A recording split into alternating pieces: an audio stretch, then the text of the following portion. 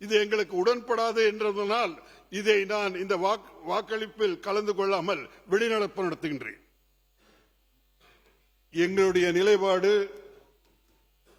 NEET, அதாவது national eligibility entrance test, தேசிய தகுதி நுழைவுத் தேர்வு, அது நம்முடைய தமிழகத்தின் மக்களுக்கு, குழந்தைகளுக்கு, மாணவர்களுக்கு ஒரு ஊக்கத்தையும் எதிர்காலத்திலும் சிறப்பாக்கும் என்ற நம்பிக்கை எங்களுக்கு இருக்கின்றது.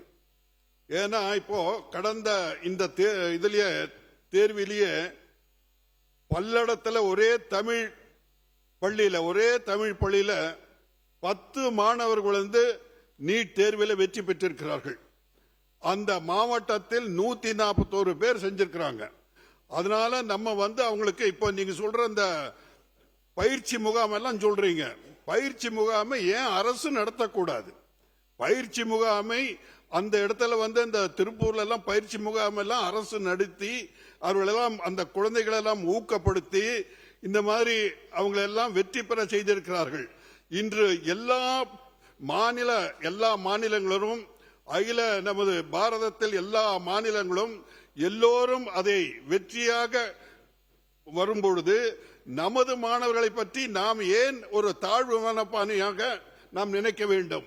அவர்களையும் ஊக்கப்படுத்தி அவர்களும் நீட், ஏன்னா நம்ம குழந்தைகள் அறிவுஜீவிகள், தமிழக மாணவர்கள் எல்லாம் ரொம்ப ஒன்றும் கம்மி இல்லை, அவங்களும் சிறப்பாக செய்யக்கூடியவர்கள். ஆகவே அவர்களுக்கு ஒரு தரமான நல்ல கல்வி கொடுத்து அவர்களுக்கும் இந்த பயிற்சி மையங்கள் எல்லாம், ஏன்னா தனியார் மருத்துவ கல்லூரிகள் எல்லாம் பணம் பண்றுகின்ற ஒரு தொழிலாக இதை பயன்படுத்தி விடக்கூடாது. ஆகவே பணம் படைத்தவர்கள் எல்லாம் அந்த MBBS எல்லாம் போய் சேர்ந்துட முடியும். பணம் இல்லாதவர்கள், ஏழை குழந்தைகள் எங்க போவாங்க? அந்த ஏழை குழந்தைகளுக்கு இன்று முன்னாள் முதல்வர் மரியாதைக்குரிய எடப்பாடியார் அவர்கள் 7.5% கொடுத்து இன்று பல மாணவர்கள், ஏழை குழந்தைகள் எல்லாம் பள்ளியிலே கல்லூரியிலே சேர்ந்திருக்கிறார்கள். இது மாதிரி ஒரு புதிய திட்டத்தை, நமது மாணவர்களுக்கு உபயோகமான திட்டத்தை, அவர்களை உற்சாகப்படுத்துகின்ற திட்டத்தை என்ன என்று நீங்கள் சிந்தித்து அந்த முறையிலே நீங்கள் செய்தால் நல்லது என்ற எண்ணத்தை தெரிவித்து, இது எங்களுக்கு உடன்படாது என்றதனால் இதை நான் இந்த வாக்களிப்பில் கலந்து கொள்ளாமல் வெளிநடப்பு நடத்துகின்றேன்.